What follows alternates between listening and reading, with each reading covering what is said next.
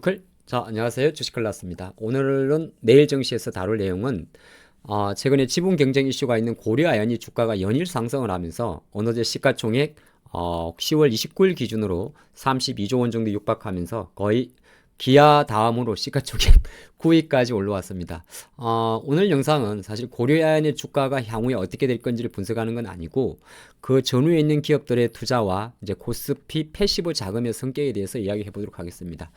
자, 고려아연의 지분 경쟁은 사실 아직도 점입 가경으로 가고 있습니다. 뭐, 물론 이걸 이제 그들만의 리그라고 이야기하는데, 제 대표 측과 MBK 측의 지분 경쟁, 또 오늘 또 10월 30일 날, 긴급 이사회까지 열린다고 하는 거 보니까 아직 끝난 게 아니란 걸 알 수가 있고, 중요한 거는 오늘 관점에서 사실 고려아연의 주가는 아무도 예측할 수가 없는 거예요. 언젠가는 이러한 결말은 주가는 내려오는데, 아이러니하게도 고려아연의 주가가 연일 상승을 하다 보니까 어느새 가장 중요한 거는 아까 조금 전에 본 대로 시가총액 9위까지 들어왔다는 겁니다. 그러면 보통 이런 이슈가 되게 되면 삼성전자 같은 경우는 뭐 시가총액 한 8.9%를 차지하니까 삼성전자가 상승하면 지수가 상승하는 그런 효과가 있는데, 그걸 빼고 나면 이런 것도 비슷한 현상이 생겨요. 어떤 현상이 나오냐 하면 얘가 먼저 올라가면 뒤에 있는 앞뒤단 친구들이 상대적으로 조금 부진한 경향을 좀 보입니다. 그건 왜 그러냐면 이 모든 패시브 자금, 우리가 말할 때 패시브 자금이라는 거는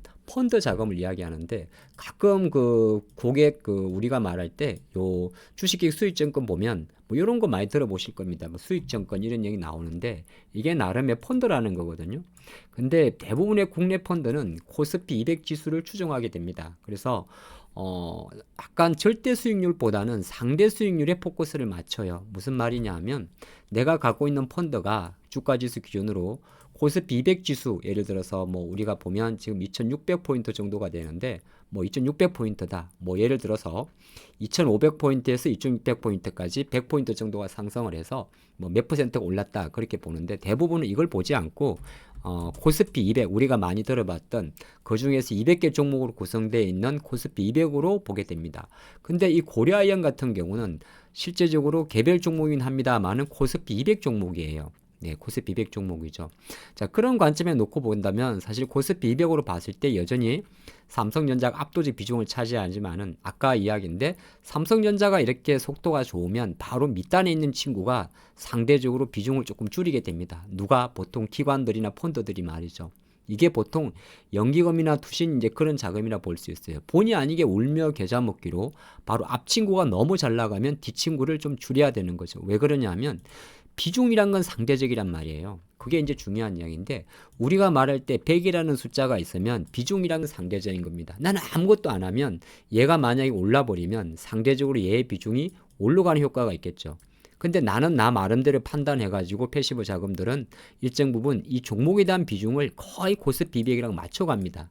맞춰가는데 이 친구가 지금 보게 되면 이런 거죠.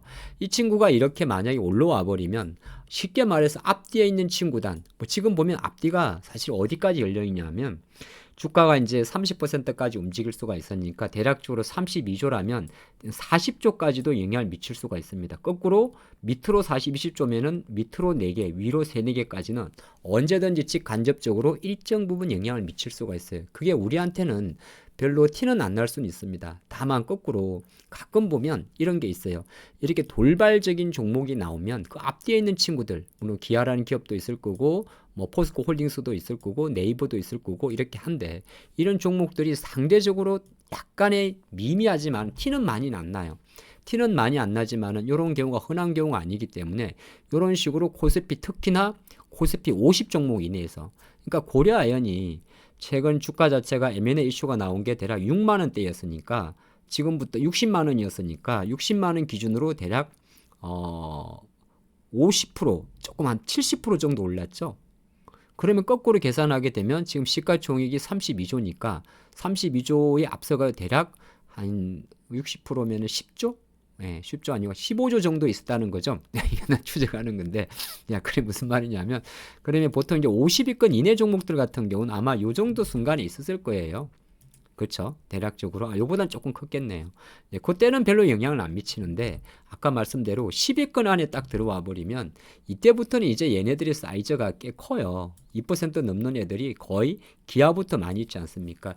요때 오게 되면은 이 친구의 약간 너무 공격적인 흐름 자체가 아주 미미하게나마 앞에 있는 친구들의 주가 탄력성에 약간의 영향을 미치게 됩니다. 근데 그게 뭐 삼성전자처럼 압도적인 비중이라면 더 티가 나는 거고요. 그래서 그 관점으로 한번 보시면 좋습니다. 물론 오늘 영상에서 하는 내용이 단순하게 고려아연이 올라가니까 기아가 못 간다 그런 논리는 아닌데 일정 부분 고려아연이 시가총액 10위 안에 들어왔으니 그 앞뒷단에 있는 친구들 같은 경우는 수급을 받기가 조금 애매하다. 근데 또 그런 것도 있어요. 그러면 이제 여러분들이 이 영상을 보시면서 그러면 고려아연 같은 경우는 패시브 자금들이 공격적으로 매수를 합니까? 사실 꼭 그렇지는 않아요. 우리가 말할 때 뭐 이론적으로 놓고 보게 되면 고려아연의 뭐 연기금이나 투신들이 막 들어오는 건 아니에요. 하지만 거꾸로 놓고 보면 되면 이걸 들어와 가지고 삼성전자가 올라가는 것처럼 뭐 삼성전자가 올라가게 되면 아무래도 패시브 자금들은 이렇게 삼성전자의 비중을 높이는 거는 이거는 이제 삼성전자 이야기고 어느 정도 정상적으로 반응을 하니까. 근데 고려아연 같은 경우는 아시겠지만 순간적으로 왔기 때문에 일시적으로 패시브 자금에 유입을 하진 않습니다만은 아까 봤던 그 앞뒷단에 있는 친구들의 수급 같은 경우는 약간은 멈칫할 수가 있긴 있습니다. 물론 그것 자체가 아주 티는 안 나겠지만은. 그래서 오늘은 그거 하나 기억하시면 좋을 것 같고 내용은 고려아연으로 출발했습니다만은 다른 한편을 놓고 보게 되면 하이닉스와 삼성전자의 관계로도 볼 수 있는데 어쨌든 삼성전자의 빠른 속도는 이건 빠른 거거든요. 빠른 거예요. 빠르다는 거는 이틀 연속 이렇게 우리가 빠른 속도는 그 밑단에 있는 친구의 느린 속도를 유발할 수 있습니다. 거꾸로 놓고 보면 하이닉스 삼성전자의 느린 속도가 다시 하이닉스의 하방 지지와 재반등을 논할 수도 있습니다. 그런 관점으로 한번 보신다면 도움이 될 것 같은데요.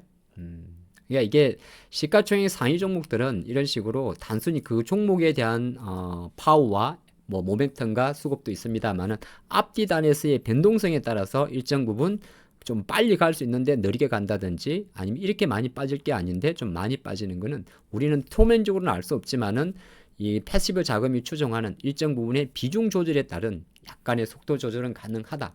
그거 한번 인지하시면 좋을 것 같습니다. 말을 더듬었네요. 화이팅입니다.